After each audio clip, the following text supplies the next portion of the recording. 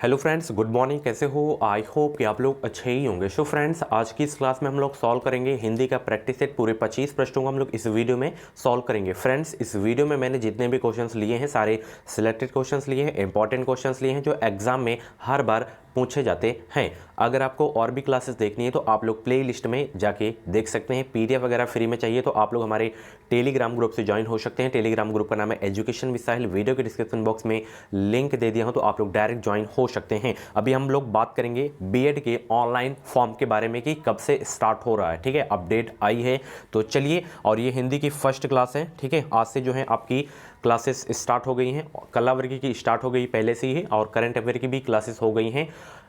Online form के बारे में, सिलेबस के बारे में वीडियोस देखनी है तो आप लोग जो है प्ले लिस्ट को एक बार विजिट करें, उसमें आपको सारी की सारी क्लासेस मिल जाएंगी। ठीक है, और फ्री सीट अगर आपको लेनी है तो आप लोग जो है तैयारी में अभी से जुड़ जाइए हमारे चैनल से। क्लासेस की जो है टाइमिंग भी फिक्स कर दिया हूँ, यहाँ पे देख सकते हैं 9:30 बजे जो कि अभी जो क्लास हो रही है हिंदी लैंग्वेज की होगी। उसके बाद 1:45 पे जीके प्लस करंट अफेयर की क्लास होती है। उसके बाद 5:45 पे रीजनिंग प्लस सब्जेक्ट एबिलिटी की क्लास होती है। तो इसकी स्क्रीनशॉट ले लीजिए आप लोग, समय से आप लोग जो है क्लास में ज्वाइन हो जाया करें। ये हमारा क्रैश कोर्स है। इस क्रैश कोर्स के माध्यम से आप लोग अपनी और भी बेहतरीन तैयारी कर सकते हैं घर बैठे। इसमें देख सकते हैं इस क्रैश कोर्स में आपको जो है 10 ईयर के प्रीवियस ईयर पेपर्स आपको देखने को मिलेंगे। सभी वर्गों के लिए ये क्रैश कोर्स है। 5000 से ज़्यादा आपको ऑब्जेक्टिव क्वेश्चंस इस क्रैश कोर्स में देखने को मिलेंगे। कंप्लीट सिलेबस ये नोट्स है। ठीक है, इसमें आपको हिंदी, जीके, रीजनिंग और कला वर्ग के प्रश्न जो है आपको देखने को मिलेंगे। कैसे परचेज करना है, आपको इस वीडियो के डिस्क्रिप्शन बॉक्स में एक लिंक है। उस लिंक पे जब आप लोग क्लिक करेंगे तो उसमें नाम, मोबाइल नंबर, ईमेल आईडी पूछा जाएगा। उसके बाद आपको 149 रुपये पेमेंट करना है। पेमेंट करने के बाद डाउनलोड का ऑप्शन आएगा, पासवर्ड आएगा पीडीएफ का, आप लोग वो कर लीजिएगा। पीडीएफ परचेज करने में कोई प्रॉब्लम आ रही है तो ये हमारा व्हाट्सएप नंबर है, इसमें आप लोग जो है कांटेक्ट कर सकते हैं। ठीक है, तो परचेज करके बेहतरीन तैयारी आप लोग अपनी स्टार्ट कर दीजिए। तो चलिए इस क्लास को स्टार्ट करते हैं। आज की क्लास का सबसे पहला प्रश्न यहाँ पे देख सकते हैं, अतीत के चलचित्र क्या है? अतीत के चलचित्र किसकी महत्वपूर्ण गद्य रचना है? मोस्ट इंपॉर्टेंट क्वेश्चन है आपके एग्जाम के लिए। इस क्वेश्चन को नोट जरूर करिएगा आप लोग। अतीत के चलचित्र किसकी महत्वपूर्ण गद्य रचना है? सभी लोग जवाब देंगे। तो जितने भी लोग यहाँ पे option C Mahadevi Varma answer दे रहे हैं उनका आंसर बिल्कुल सही हो जाएगा। अतीत के चलचित्र जो है किसकी महत्वपूर्ण गद्य रचना है? ये है महादेवी वर्मा की। ऑप्शन इसका जो है सी करेक्ट होगा इस क्वेश्चन का राइट आंसर। 25 में से आपके जितने भी प्रश्न सही हो तो लास्ट में आप लोग अपना नाम और स्कोर कमेंट बॉक्स में ज़रूर बता के जाया करें। ठीक है, चलिए अगला प्रश्न, हिंदी की बहुचर्चित आत्मकथा जूठन का लेखक कौन है? मोस्ट इंपॉर्टेंट क्वेश्चन है। ठीक है, ये लेखक वाला जो है अक्सर एग्ज़ाम में प्रश्न जो है गलत ही हो जाता है, क्योंकि इतने सारे लेखक हैं, नाम याद नहीं हो पाते हैं और उल्टे सीधे जो है क्वेश्चंस आ जाते हैं एग्ज़ाम में। तो इनको बहुत अच्छे से ही याद करना है। अभी मैं करवाऊंगा, उनको एक एक करके लिखवाऊंगा जो जो इम्पोर्टेंट होते हैं, जो एग्ज़ाम में पूछे जाते हैं। तो हिंदी की बहुचर्चित आत्मकथा जूठन का लेखक कौन है? सभी लोग जवाब देने का प्रयास करेंगे। तो जूठन का लेखक कौन है? ओम प्रकाश वाल्मीकि। ऑप्शन इसका जो है बी करेक्ट होगा इस क्वेश्चन का राइट आंसर।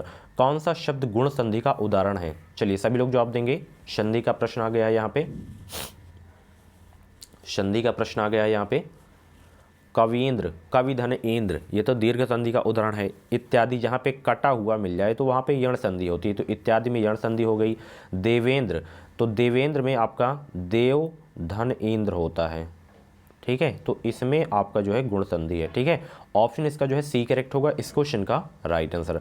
चलिए अगला प्रश्न यहाँ पे देख सकते हैं, तुम्हारी यह दंतुरित मुस्कान मृतक में भी डाल देगी जान, उप काव्य पंक्तियों का रचनाकार कौन है? सभी लोग जवाब देंगे।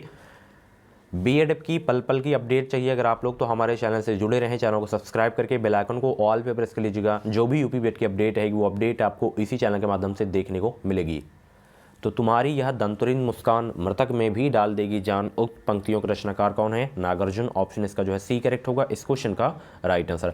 आज हो गई है 29 जनवरी और फरवरी के सेकेंड वीक में जो है आपके ऑनलाइन फॉर्म भरने स्टार्ट हो जाएंगे और स्टार्टिंग फरवरी में इसका जो है नोटिफिकेशन जारी कर दिया जाएगा। ठीक है, कब से फॉर्म भरे जाएंगे, कब इसका एग्ज़ाम होगा, तो सारी चीज़ें जो है फरवरी के फर्स्ट वीक में ही पता चल जाएंगे, ठीक है। कैदी और कोकिला शीर्षक कविता के कवि का नाम क्या है? सभी लोग जवाब देने का प्रयास करेंगे, मोस्ट इंपॉर्टेंट क्वेश्चन है। कैदी और कोकिला शीर्षक कविता के कवि का नाम क्या है? तो जितने भी लोग यहाँ पे ऑप्शन सी यानी कि माखनलाल चतुर्वेदी को जवाब दे रहे हैं, ऑप्शन का बिल्कुल सही हो जाएगा, ऑप्शन सी वाला माखनलाल चतुर्वेदी, ठीक है। चलिए, श्रृंगार रस का स्थायी भाव क्या है? स्थायी भाव से जो है प्रश्न आता है, जितने भी रस हैं उनके स्थायी भाव आपको याद रखने हैं।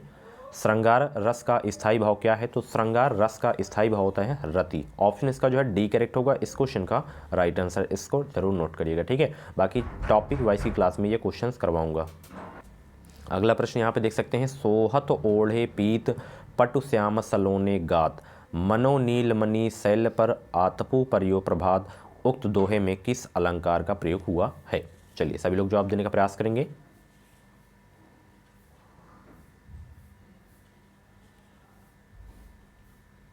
सभी लोग जवाब देने का प्रयास करेंगे।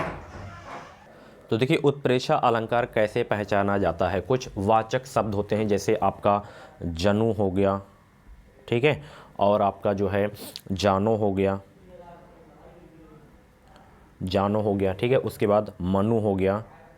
तो ये जो है आ जाएं तो वहाँ पे उत्प्रेक्षा अलंकार होता है। और भी होते हैं, जैसे मनहु हो गया, जैसे यहाँ पे मनो लिखा है तो इसको मनहु भी बोलते हैं, ठीक है। जान पड़ता हो गया, ज्यों हो गया, मकू हो गया, इच्छा से हो गया, तो वहाँ पे जो है उत्प्रेक्षा अलंकार होता है। ऑप्शन इसका जो है सी वाला करेक्ट हो जाएगा। यहाँ पे वाचक शब्द मनहु था, यानी कि मनो, ठीक है।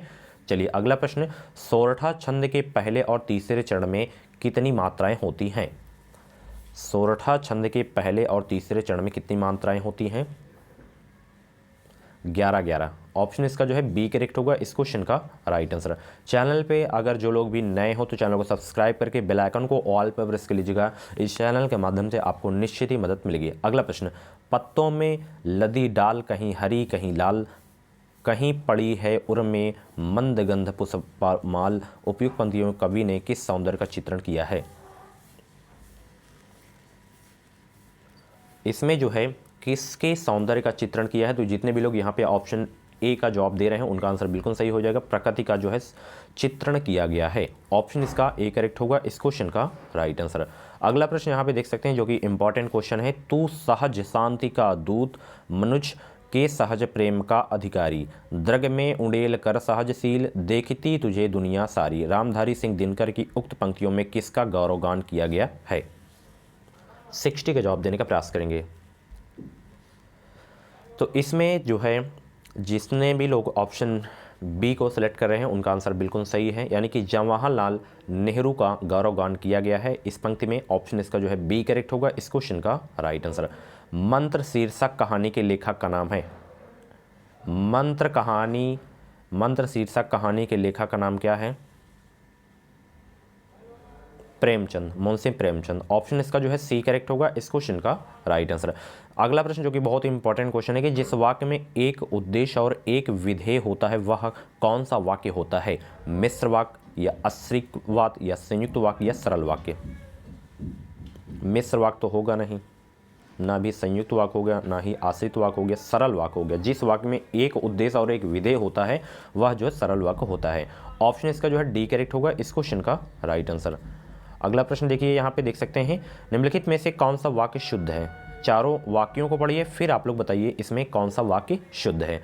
वह आपकी श्रद्धा करता है, वह आप पर श्रद्धा रखता है, वह आपसे श्रद्धा करता है, वह आप में श्रद्धा करता है। तो कौन सा वाक्य चारों में से शुद्ध है ये आपको बताना है। 63 का जवाब देने का प्रयास करेंगे। सॉरी, वह आपकी श्रद्धा करता है तो यहाँ पे नहीं है, अशुद्ध है। वह आप पर श्रद्धा करता है, ठीक है, तो ये वाला जो वाक्य है आपका शुद्ध है। वह आपसे श्रद्धा करता है, यहाँ पे नहीं है। वह आप में श्रद्धा करता है, ये भी आपका जो है अशुद्ध वाक्य। तो ऑप्शन बी वाला जो है आपका वाक्य है बिल्कुल सही है, शुद्ध है। वह आप पर श्रद्धा रखता है, ठीक है। इसको तो सभी लोग बता लेंगे। अधजल गगरी छलकत जाए, इस कहावत का अर्थ क्या है? गगरी भरी ना होने के कारण छलकना, अल्प ज्ञान पर इतराना, यानी कि किसी को थोड़ा सा ज्ञान हो और वो मतलब फालतू की बातें करता हो, इधर उधर की बातें करता हो, यही होता है अधगल गगरी छलकत जाए कहावत का अर्थ। ऑप्शन इसका जो है बी करेक्ट होगा इस क्वेश्चन का राइट आंसर। मनोयोग शब्द किस संधि से बना है? मोस्ट इंपॉर्टेंट क्वेश्चन है। मनोयोग शब्द किस संधि से बना है? तो इसका जब हम संधि विच्छेद करेंगे तो मनः धन योग होगा। क्या होगा? मनः धन योग। तो यहाँ पे विसर्ग है तो विसर्ग संधि हो जाएगा। ठीक है, जिसमें विसर्ग हो तो इसमें विसर्ग संधि हो जाती है। ऑप्शन इसका जो है डी करेक्ट होगा, इस क्वेश्चन का राइट आंसर है। व्यंजन संधि में जैसे संधि विच्छेद करते हैं तो हालांत लग जाए तो उसमें जो है आपका व्यंजन संधि होता है। ठीक है, निम्नलिखित में से कौन सा युग्म विपरीतार्थक है? जैसे अल्प अज्ञ का प्रज्ञ है, ज्ञानी का विज्ञ है, मयंक का मृगांक है, पादप का विटप है। तो विपरीतार्थक कौन सा युग्म है ये आपको बताना है। तो पहला वाला ही यहाँ पे देखा रहा है आपको, अज्ञ का पज्ञ होता है। ठीक है, ऑप्शन इसका जो है आपका ए वाला करेक्ट हो जाएगा। विमुख का विलोम आपको बताना है, विमुख का विलोम आपको बताना है। तो विमुख का विलोम, जितने भी लोग उन्मुख को जवाब दे रहे हैं उनका आंसर बिल्कुल सही हो जाएगा। विमुख का विलोम क्या होता है? उन्मुख होता है। ठीक है, अर्थ की दृष्टि से वाक्य के कितने भेद किए जा सकते हैं? अर्थ की दृष्टि से वाक्य के कितने भेद किए जा सकते हैं? सभी लोग जवाब देने का प्रयास करेंगे। तो अर्थ की दृष्टि से वाक्य के कितने भेद किए जा सकते हैं? 8 भेद किए जा सकते हैं। ऑप्शन इसका जो है सी वाला करेक्ट हो जाएगा। ठीक है, सभी को गुड मॉर्निंग। चंद्रमौली शब्द में किस जो है समाज से बना है? ये चंद्रमौली शब्द जो है आपका किस समाज से बना है ये आपको बताना है। बहुव्रीहि समाज से। ठीक है, ऑप्शन इसका जो है आपका ए वाला करेक्ट हो जाएगा। ठीक है, इंपॉर्टेंट क्वेश्चन है। द्वंद्व समास होता है, द्वंद्व समास होता है जिसकी पूर्व पद प्रधान हो, जिसके सभी पद प्रधान हो, जिसका दूसरा पद प्रधान हो, उपयुक्त में से कोई नहीं। सिंपल सा प्रश्न है, सब लोग जवाब देने का प्रयास करेंगे। आंसर सोचने का अगर आपको ज़्यादा समय चाहिए तो आप लोग वीडियो को रोक भी सकते हैं। तो सभी लोग जवाब देने का प्रयास करेंगे।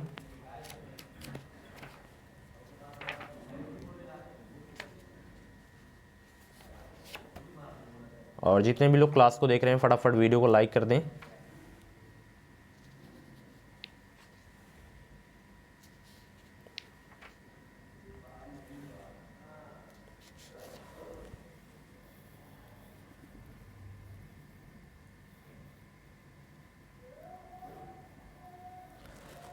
तो द्वंद्व समास होता है वो जो है जिसके सभी पद प्रधान हो। ठीक है, और बीच में योजक चिन्ह लगा रहता है। जैसे यहाँ पे माता पिता हो गया, ठीक है, बीच में योजक लग गया। तो भाई बहन हो गया, रात दिन हो गया। तो इसमें जो है आपका द्वंद्व समास होता है। ठीक है, एक दूसरे के अपोजिट हो वो। ठीक है, कौन सा शब्द तत्पुरुष समास का उदाहरण नहीं है?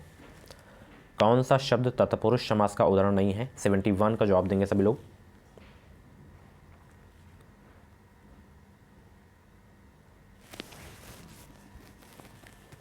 सभी लोग जवाब देने का प्रयास करेंगे।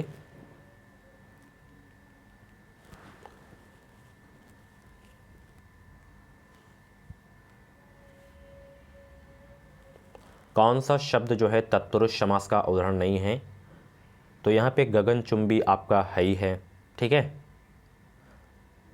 उसके बाद पद दलित भी है, बलहीन भी है आपका। ठीक है, बल से हीन।